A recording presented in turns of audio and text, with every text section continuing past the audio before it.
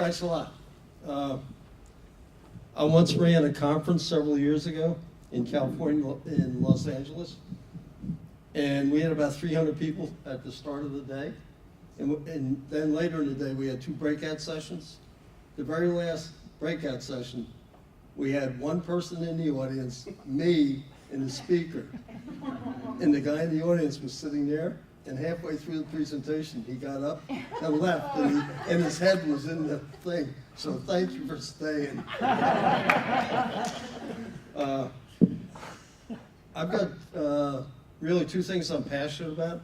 I'm passionate about networking, and a lot of people think that's a trivial thing, like going to events and swapping cards. I think it's so much more than that. I think it's a life changer and a career changer and a business changer. And the other thing I'm passionate about is entrepreneurial things. So I've been an entrepreneur for the last 40 years, doing all kinds of crazy things. I live like dog years. So a year of mine is like 7 years of a dog, because I'm doing half a dozen things at once. The busiest I ever was running 4 companies simultaneously: Harper's Magazine, Country Music Magazine. My dad died. I had to take over his manufacturing company, a company called Killion Extruders.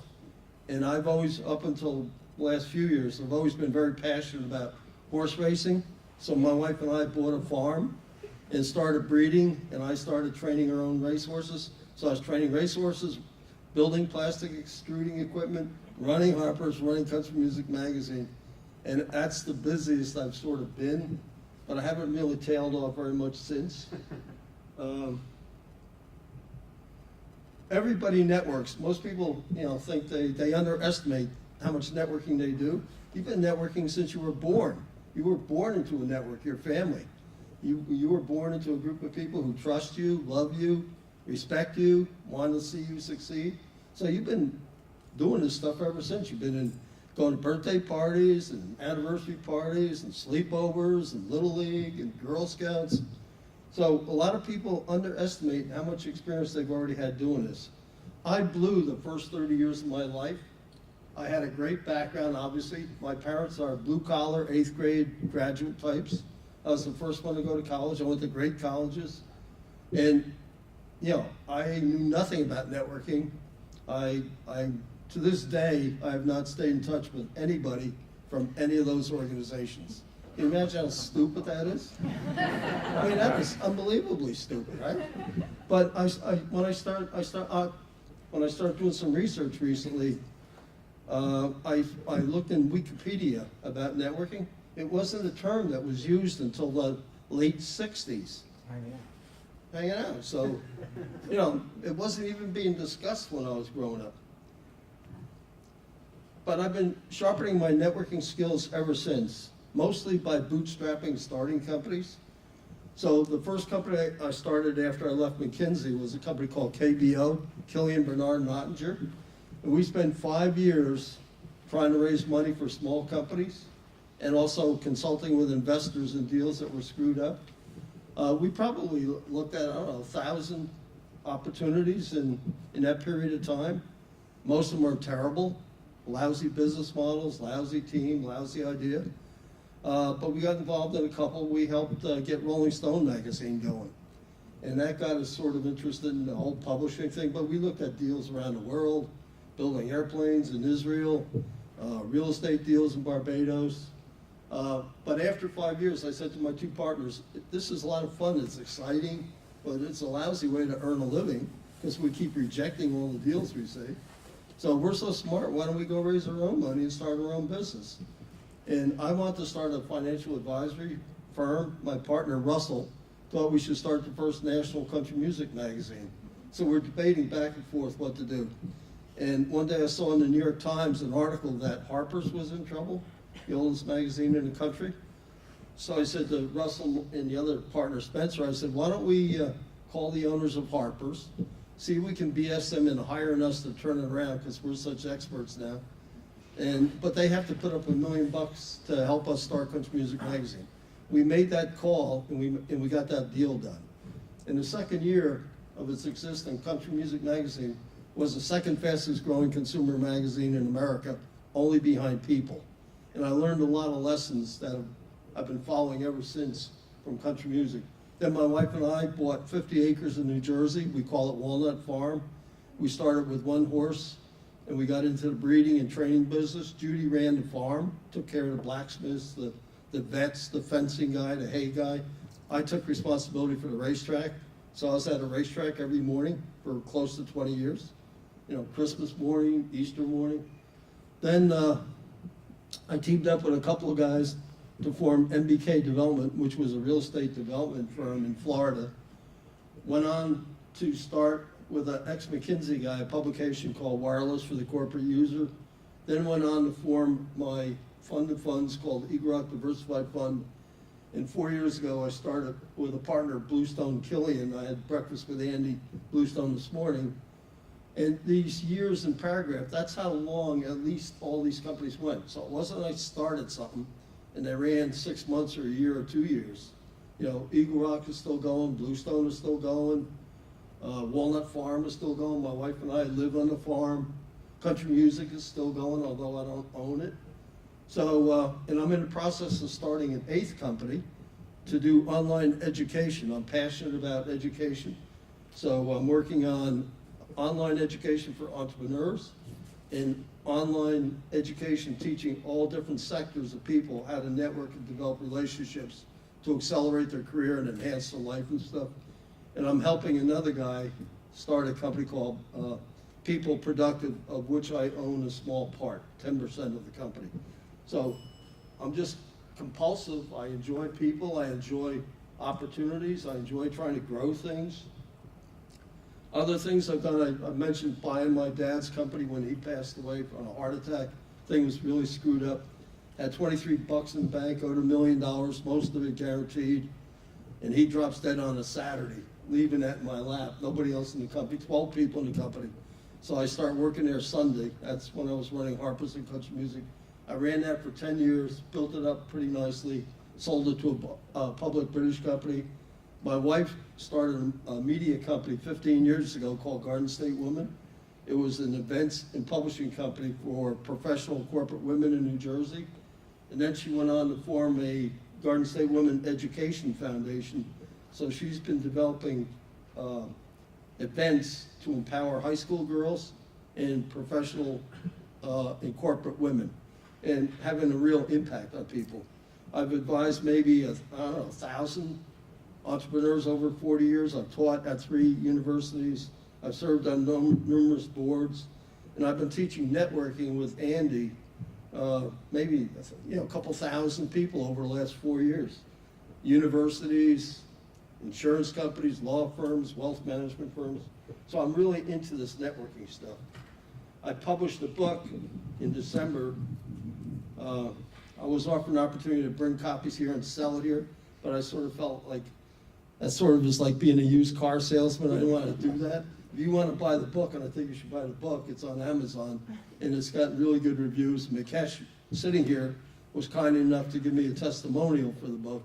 So I've gotten great feedback on it. I've got universities who are interested in buying copies for all their students.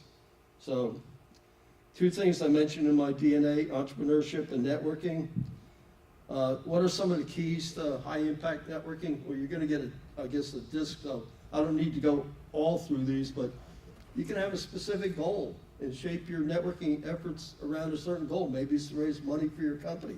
If that's your goal, then put together a networking action plan that'll get you to accomplish that. Talk with everyone. This is stuff where you get better as you practice it. So if you're standing in line, like I've been involved with Fairleigh Dickinson University for 15 years. And it all started because I was standing in the checkout line of King Supermarket in New Jersey, and the woman in front of me had this world's best accent. And I hear her talking to the cashier. And I said, excuse me, I said, where's that accent from? If I had an accent like that, I would not have to work for a living. And she said, South Africa. I said, why are you in Morristown from South Africa? And she said, because I work over at Fairleigh Dickinson University. I said, what do you do over there? She said, I'm head of the Entrepreneurial Studies program. I said, now you got to promise to have coffee with me. She said, why should I have coffee with you? I said, because I want to teach over there. And we had coffee within like a week or 2 weeks. and I've been involved with them for 15 years. So talk to everybody, incorporate it in your daily routine. And what does that mean? For my book, I tried to look at how I spend my networking time. Breakfast meetings, lunch meetings, dinner meetings, going to events, joining groups, driving, whatever. 80% of my time, and I estimate I spend $10,000 a year on networking expenses. 80% of the time, and about 80% of the money, is spent on breakfast meetings and driving to various meetings. I spend almost no time at lunches, dinners, things like this. I don't go to 4 of these a year, or joining groups, but I have a breakfast meeting virtually 7 days a week, every week of the year. And by 9 o'clock, I'm done. You know, I've had a good time with somebody. So, and one of the things that this will help you do, I think you can develop habits and good skills in spotting opportunities. Just in a brief conversation. You can, like I went to the franchise show last Friday in New York. Went with a friend and we walked the whole show. I was exhausted, 6 hours. And almost at the end, at one of the lousiest booths at the show, there was this cool guy from Australia with a company called Marketplaces. And I stopped and I started talking to him, and we hit it off immediately. And what he does is he creates online marketplaces, and he's been doing it for about 12 years. And the first one he developed was called Bikes, and it was in Australia. He now controls like 75% of the total bike business in Australia through Marketplace. Then I guess he did Marketplace France, Marketplace Italy, but now he's into different topics, and he just signed a deal to do a marketplace with Disney. So I'm thinking, you know, we could do a marketplace for entrepreneurs, we could do a marketplace for women entrepreneurs, we could do all kinds of things. I had lunch today with a guy from an insurance company, and the fellow from Australia is interested in doing a financial services marketplace. And the guy at lunchtime, he really jumped all over that. He's the senior VP of sales for this 9th largest insurance company in the country. So you gotta get in the habit of spotting opportunities when you talk to people. One of the key lessons I learned, and I wrote a blog on it on LinkedIn, because somebody asked me the question, if you only had 500 bucks a week to market your company, how would you spend the 500 bucks? And I said, have a breakfast meeting every morning. And maybe some small portion of the time, the person you're having it with is gonna pick up the tab or split it with you. So by the end of the month, you probably have 20 bucks left over to go get a beer someplace. So you're not really even gonna max out at 500 bucks. But just think about, for all of you entrepreneurs in this room, think about if you had a breakfast meeting with everybody 365 days a year, how powerful your resources would become. I can't think of any other better way to invest money in growing a company. Some of the lessons I've learned doing all this stuff, the first one is that no two businesses are exactly the same. So if you're struggling, trying to get your business off the ground, you should take some, you should feel a little bit good about the fact that nobody has done exactly what you're trying to do. And that means with your level of funding, with the people on your team, at your location, with your business model. So you are just as likely to be successful developing your idea as anybody else is. And you can't, and there's no standard cookie cutter approach to building a business or growing a business. Of all the things that impact the success of a new venture, I think money is the least important. Timing may be the most important, but the idea itself has to be good, the business model, the team, the degree of creativity, the execution of the idea. Some examples of good timing: Uber, I think, is good timing. Airbnb is good timing. They happened at a time when people were looking for other ways to earn income because they were struggling. So now the biggest hotel chain and the biggest taxi chain in the country don't own hotels or taxis, right? Rolling Stone magazine, when Jan Winter started it, we helped him raise his first $1 million. He was right at the right time to do that. I'm pretty friendly with the family office of Mr. Wilson, who started Holiday Inn. He started Holiday Inn at the right time when they were building the infrastructure of highways and people were traveling. They wanted a standard type of high quality place to stay with their families. And then recently I connected with a woman from MIT. Turns out she's the dean of the graduate school. who's starting a new university. She's leaving MIT at the end of July. She's starting this new university. She thinks it'll take her 5 years. 5 years from now, she wants to have 100,000 students, multiple locations around Cambridge and Boston, no tenured faculty, 40% less expensive. So I read about her in the journal or someplace, and I looked her up on MIT's website. I shot her an email. She got back to me right away. We had a phone conversation. A couple weeks later, she invited me to dinner in Philly. I took my wife down. We had dinner with her in Philly. Now we've developed a real relationship. She sent me her business plan to look at and comment on. So I think the education system is essentially broken. So she's, I think, in a good spot with her initiative. What are some of the other things that every emerging business needs?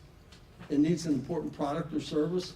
And I bet you, a fair portion of the people in this room are working on developing a company around a product or service that just is not important. It may be your passion, maybe something you feel strongly about, but unless somebody's going to pay money for it, buy it. And I just put up two examples. I have a good friend, an investor in my fund, whose wife has been working for the last 5 or 6 years to develop a business making and selling custom aprons for like $65 a piece. And she's passionate about this. And the aprons are great. I bought my wife a couple, I bought my sister a couple. They're great. But it's not something that people are knocking down their door to buy. And finding women who want to buy a $65 custom apron, there's no clear channel to that market. So I think she's going to struggle her whole life. The horse racing industry, at the time I got into it, I thought I got in at the right time. There's a lot of money. The states were encouraging breeding. I bought a farm. We got subsidies from the State Racing Commission. Now, the whole horse racing industry gave away its business to the casinos. So I wouldn't invest a dime. I don't even go to the races anymore. And I spent 20 years every day at the racetrack. I have no interest. You need access to the market that you're aiming at, like the apron lady doesn't have it. I think what I learned from Country Music Magazine, no matter what business you're in, you need to have multiple revenue streams. You can't just rely on one thing. So everything I've done, including my networking stuff, has multiple revenue streams, and you have to have a sound business model. Let's look at a couple of examples. Country music, for example, we start out really with 3 revenue streams: advertising sales, subscription sales, newsstand sales. We pretty quickly got into publishing books. So I probably published 40 to 50 country music books: Dolly Parton's autobiography, Johnny Cash's autobiography, Recipes of the Stars, Great Religions of the South, the Encyclopedia of Country Music. It's crazy stuff.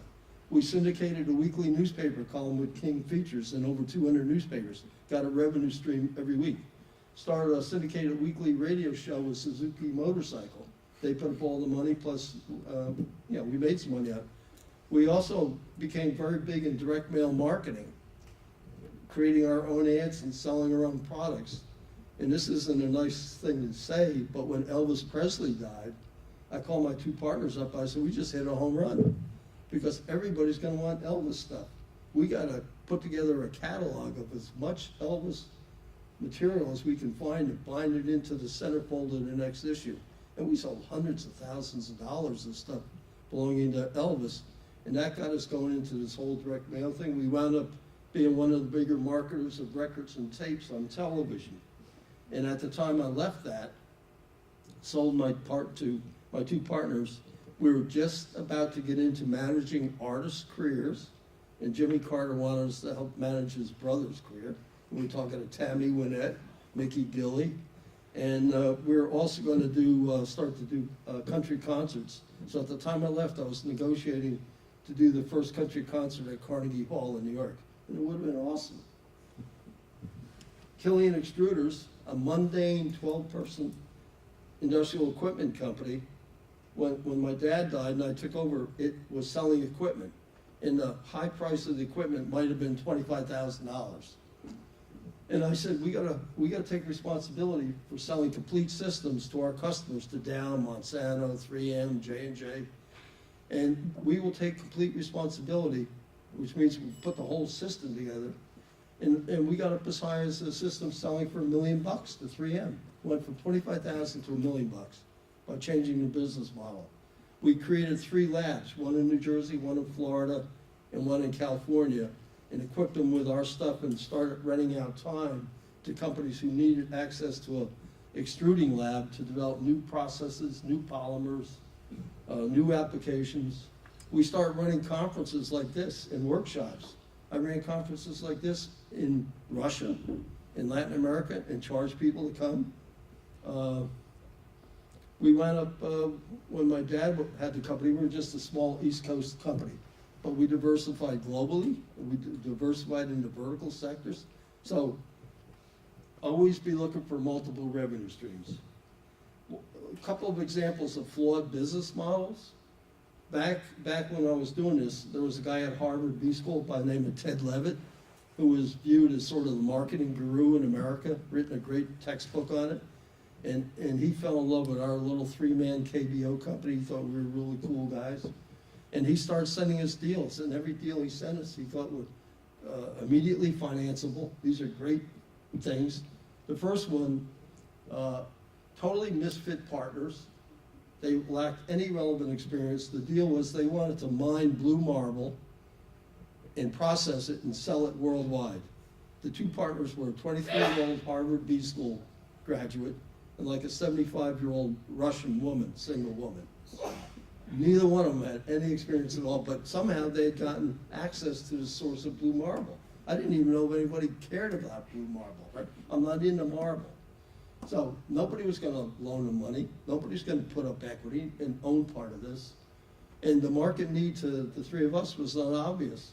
So what did we do? The first thing we did was go here, and we looked up who are the leading marble distributors around the world. And let's see if we can sell exclusive marketing rights in Italy and Japan, in different places, you know. And it turned out we could do that. We sent them samples. So we developed relationships where we created a market for this blue marble. And then we went out and found a mining company, and we sublet the mining rights to a mining company. So these people never sold equity, never borrowed a dime. I don't even know if they are still around. They just kept collecting cash. So, you know, but they hadn't thought of this, and Ted at Harvard hadn't thought of this. Another one, Ted also sent us a deal of another misfit partner arrangement down in Florida. The wife, it was a husband and wife. The wife owned a boutique outside of Miami, a women's fashion boutique, and the husband was like a inventor, engineering type. He had come up with equipment that he had designed and built that would be more efficient when cooking shrimp. And they wanted to raise millions of dollars to build a factory, start making equipment, and selling it to all the large food processing companies. And nobody was going to back them, either with debt or with equity. So, and the shrimp tasted good. We tested all that. They had no technology protection on what they were doing. So the solution we came up with, we said, you know, you have no shot of funding this the way you want to do this. You ought to go get yourself a second-hand refrigerated truck and hire a couple guys, start cooking shrimp and delivering it to the local market, because you got a competitive edge. If you cook 100 pounds of shrimp, you'll come out with 90 pounds versus the other methods that might come out with 60 pounds. So that's what they did. They bought a truck, hired 2 guys, ran the company for years, never sold equity, never raised a dime, and eventually sold the company to the 2 guys. Just collected money. It's not such a bad thing. So I think you also need networking to develop domestic and global strategic alliances, to build your team, you know, referrals. I think 40% of companies over 1,000 employees are using referrals as a major source of new hires. You need exceptional advisors. You need a CPA, you need an IP attorney, a corporate attorney, board members. And I think all those people should do more than just provide services. I think they should really have a stake in the success of your company. So if you've got an accounting firm working with you, and he or she is not connecting you with other resources, potential suppliers, potential hires, potential customers, I think you got the wrong person. So you want to really pay attention to this, and you need the right funding sources. So for country music, we got the money from the Minneapolis Star and Tribune Company because they were interested in us turning around Harper's. When I bought Walnut Farm, I was under a 30-day period. I had to match the highest offer. I had no money. I had like $1,000 to buy 50 acres in New Jersey. So what do? I thinking.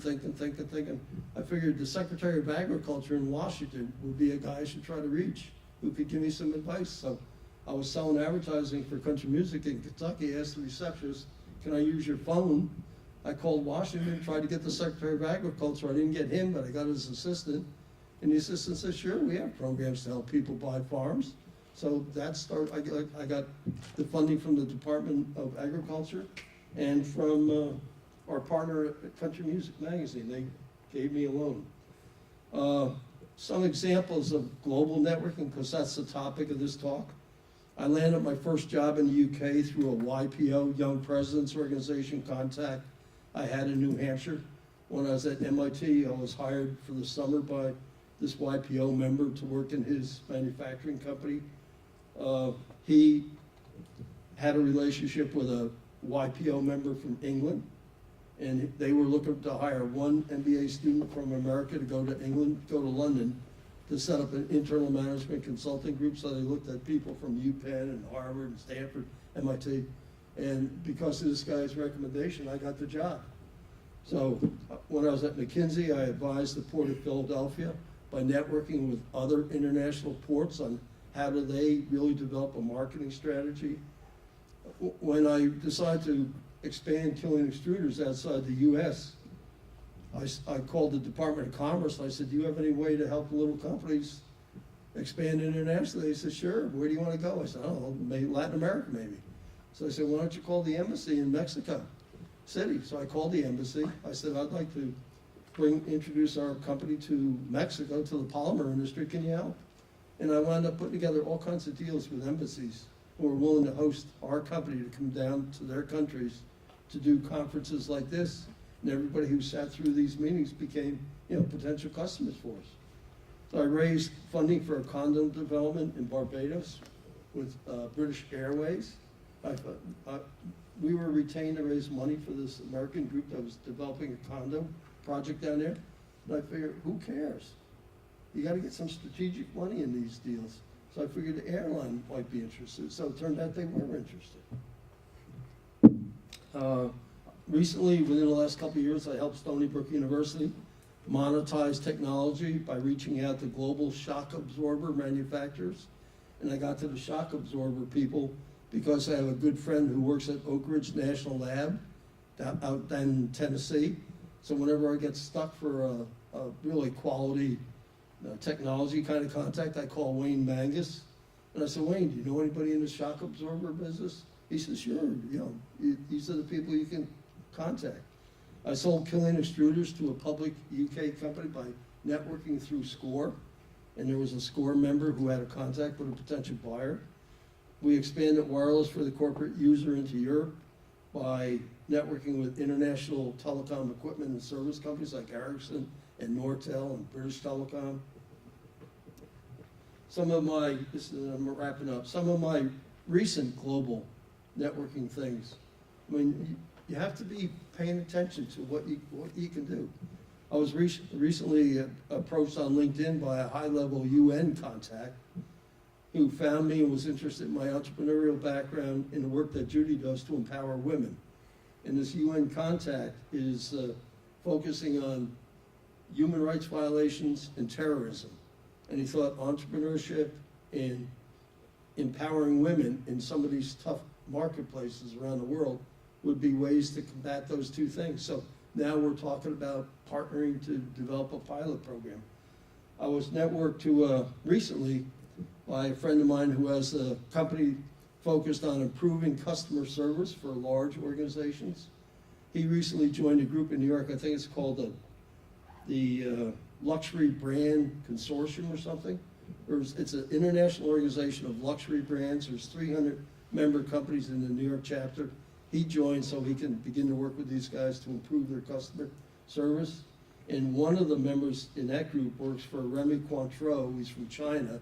He has a 16-year-old son who's interested in going to MIT. So my friend asked me, would I meet the Chinese dad and the Chinese kid and talk about getting into MIT and what's MIT look like, because I help interview for MIT high school students. So I spent half a day up in Westchester having coffee with this father and his son, and now we're talking about all kinds of things. The father also is the managing director of a fund representing Chinese investors looking to buy and invest in companies in the U.S. And this guy, Alan, is the gatekeeper of that. Another friend of mine, a woman, introduced me to her dad, who's a real South Korean business leader. He's interested in having my book translated in China, Japan, and South Korea. He also helped start a university in Mongolia. So, and then this fellow I met at the trade show last week, the Australian marketplace entrepreneur. I looked him up on LinkedIn when I got home, and he's like the coolest guy. His accent is cool. He's calling me mate. Yeah, he's gorgeous looking. I'm in my 70s. This guy's in his 40s. He's gorgeous looking, great tan, great accent, calling everybody mate. And he owns 3 world's records for speedboating. Now, how cool can that be, right? Guy's got to be successful. So now we probably have had 5 email conversations, and we have a phone conversation scheduled for next Tuesday at 3 o'clock Las Vegas time, because he's got me thinking about marketplaces we could possibly create together. So to wrap up, I think networking is a learnable career and a life-changing skill. You know, don't dismiss this stuff. This is really pretty important. Every contact you make potentially opens that door to that person's life, their contacts, their experiences, their passions. You know, if you meet 1,000 people, that's a pretty enormous concept. Most people think that networking is only about business, about closing a deal or getting another sale or something. That is not what this is about. I think networking is all about accelerating your own career, plus impacting your organization. But maybe more important, it's enhancing your personal life and enhancing the life of your family and the friends and the people you care about. I mean, by networking, I've done all kinds of great things with Judy and Jonathan, our son. They've done great things for me. You know, I've changed their lives through the people I know. A few years ago, Jonathan wanted to go scuba diving someplace, you know, down south in the Caribbean or something. I made one phone call and I found out about a place on Tortolo. So we all went scuba diving in Tortolo. When he was young, like 12, my wife took him all around the country every summer in a pickup truck, and the longest trip was to Alaska. Judy, Jonathan, the German Shepherd, and a shotgun. And I'm at the end of the driveway going like this, right? Because I'm staying home to do all this stuff. And I really missed him, and he was a good little baseball player at the time, and I'm a Yankee groupie. So while they're away, I sent a letter to the pitching coach of the Yankees. I said, I get this great 12-year-old kid. He's really pretty talented as a baseball player, and I can motivate him, but I don't know the nuances of conditioning his arm and holding his pitch. When he gets back from his trip with my wife, would you be willing to meet with him and share some of your... He must have called me within 5 minutes of getting that letter. So we wound up taking Jonathan into the stadium, spending, you know, the whole day with Russ Myers. We watched the game. Jonathan was thrown on the mound at Yankee Stadium. And Russ Myers stayed in touch with Jonathan for like 5 years before he passed away. So during the winter, Judy and Jonathan would go down to Florida. Her parents were down there. They would time it for spring training. They'd go down and meet Mr. Myers. Mr. Myers used to call Jonathan, how you doing in school? Got to keep your schoolwork. Just amazing. But, you know, you can really have an impact. And I think you should encourage the other people in your lives to do this stuff. Like, we got Jonathan business cards when he was like 12, and he didn't want them. I don't want business cards. No kids have business. I said, come on, Jonathan. He's always been a good golfer, so we take him to a golf course, drop him off, and he'd have no way to stay in touch with people. So we start getting him, you know, comfortable dealing with people. And when my mother was 96 and in a nursing home, what do you get a 96-year-old mother? You can either get her a T-shirt with the name of a company on it, or I got her business cards. And I called her the world's best mom. And she would sit in a little chair and give out cards to, you know, her poor roommate probably had 50 of these things. She'd give to doctors and other family members. So help other people develop these skills, because I think these are just as important as reading, writing, and arithmetic. I think these are fundamental skills, and they're not taught in any high school, they're not taught in any college, and it's really not good. Any questions? Yeah. What are you doing for breakfast tomorrow? It's gonna be at the racetrack, man. I have a blood test at 8, and I have a meeting at 9:30 at the Broadway Diner in Summit with two guys who come out of McGraw-Hill, and they are developing online content for universities. So, and then Saturday morning, I have a 8 o'clock meeting with one of the investors in Eagle Rock. So, I'm not kidding you, I do this stuff. This morning I met with Andy Bluestone, yeah. Is there what's the main reason that you prefer breakfast over lunch or dinner? Is it just jump starting your day? Faster, cheaper, Cheaper. and cheaper is an important thing, you know, I'm in and out in an hour, and almost nobody turns me down for breakfast. Everybody's willing to eat at 7:30, 8 o'clock, 8:15, before they get to work. I never get turned down, never. This guy's right No, you just got on the line. Yeah. I've struggled with trying to find books or anything on finding multiple revenue streams, or at least having ideas of how to, different There's, batch this and such. I don't know any book like that. Yeah.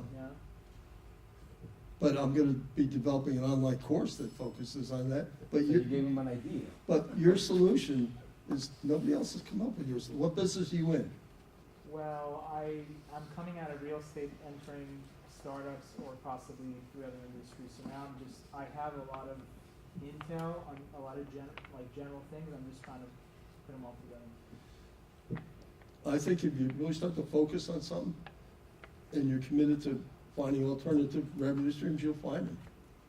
Like if you're in the real estate business, maybe you should be writing a book on real estate. Maybe you should be running investor conferences like Trump tried to do for his university to teach people how to do. Maybe you should be developing an online course to teach college students how to invest in real estate. Maybe you should be putting together a fund to, there's 5 ideas. But you gotta get in the habit of thinking like this. You gotta think as though you're broke, and you have to substitute ideas for money, and you have to, life is short, so you gotta hustle. Yeah. First of all, thank you very much for speaking, and just sharing, and you just speak so naturally. But I guess my question is this, I'm sorry to be presenting it this way, but you have a phenomenal track record. So, you are a brand, and, many of us are not that brand.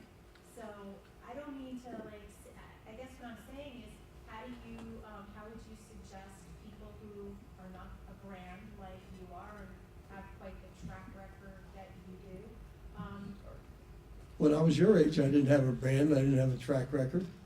When I started KBO, I left McKinsey because I was doing well at McKinsey, and they started talking to me about becoming a partner. And I wasn't sure I wanted to do that. So I left, and I've always been passionate about working with small companies. My thesis at MIT was about working with entrepreneurial companies. So I went off to raise money for small companies and consult with investors and deals that were screwed up. I had no contacts. I didn't have an office, I didn't have any money, didn't have business cards. And back then, the only way you could do this stuff was by payphone at Grand Central Station. So if you look at my phone bill, it's all 30-second conversations, because I didn't want, the Rothschilds and the Rockefellers to know that I'm calling from Grand Central and have the operator come out and say, deposit another quarter. That wasn't what I was trying to do. So I just started, I had nothing, and I was petrified. I would let the phone ring maybe 3 times. If they didn't answer it, I'd hang up and think I accomplished something. It would sweat right off my nose. I was petrified. I'm still petrified to do this stuff. This isn't natural, but I'm enthusiastic about it. But you just have to start reaching out to people. And what do you do? What kind of work do you do? I actually am an attorney, and I have a small solo practice. And What kind of practice? A solo practice, meaning I am a sole proprietor, and I'm also up counsel to another law firm. What kind of law practice do you do? Public entity defense work, defending municipalities and counties and cities, and I have a lot of we ever have breakfast, I'll bet you would come up with 100 ideas to help you I'll be tomorrow. develop. How about a question from today? Where do you live? I'm your neighbor, There actually. you go. Where? I'm in South Orange. We can't meet at Pal's because that's turned into CVS or something, right? That's actually either the Shortwell Mall or the Broadway Diner. We'll let's pick a day and meet at the Broadway Diner. Okay, good. Be happy to do that. Yeah. Right there. Next to the guy. You guys are the best. Yeah, Thanks for your presentation and I can't hear you. So thank you. thank you for Okay. your presentation. My question is not for so much on the networking side. Since we're here and I noticed that you have your MIT colleague who's going to this university, you're in the meeting with McGraw-Hill and you're technically in probably the content space as far as online education, which is where you're going. What are some of your thoughts on downside risk? And I see that you invest in medium to long term to take those positions, right, whether it's your company or with other person's company. Downside risk as far as the infrastructure that supports content. And let me give you an example. When I think of content and infrastructure, whether it's web, third-party web, sort of house that you purchase or hosting, etc., I think of here's a house and I'm providing the furniture. That's what the content is, right?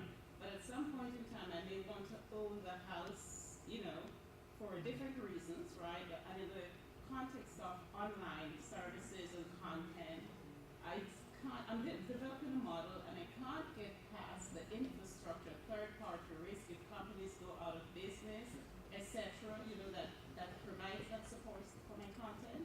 Can you give me some perspective I think, on that? again, there's no easy answer to any of this, right? But you have to be constantly looking for alternative sources. Like I've been working for 10 years with the guy that I'm currently developing online content. He's developed websites for me and my wife and stuff. And I'm working with him, but I'm also looking around for other people in case he gets hit by a bus. So my meeting with the McGraw-Hill people tomorrow is in case he gets hit by a bus. And they know exactly where I am with this fellow Steve. They know what my issues are. He's a one-man band. So you have to, maybe I should be developing some courses with other people besides just the person I'm dealing with. So you always have to be asking yourself, what if? Is it a concern of investors? Is it what? Is that a concern from your experience, going and chatting with investors and collaborating? Is investors particularly? Yeah, I'm sure all this stuff is a concern. I think my age is a concern to investors. My health is a concern. Now, I'm talking about. No, but in general, I think all that's a concern. So if you get investors who's interested in your company and your product, you got to sit and address that with your investors.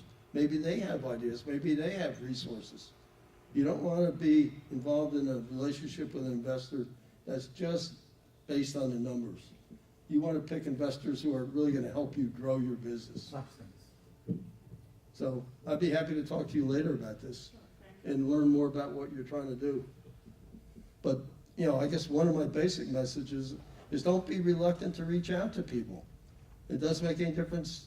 Like when we first published Country Music Magazine, we thought the first issue was great. And the story was on Johnny Cash playing at the White House. So we went out the night we got the issue, we were drinking sangria. I said, we got to send President Nixon a copy of this issue. So we happened to know a senator from Tennessee, Bill Brock. We called him up the next day. We said, if we get you a copy of our brand new issue right off the press last night, could you get it to President Nixon? Because the cover story is about Johnny Cash playing at the White House.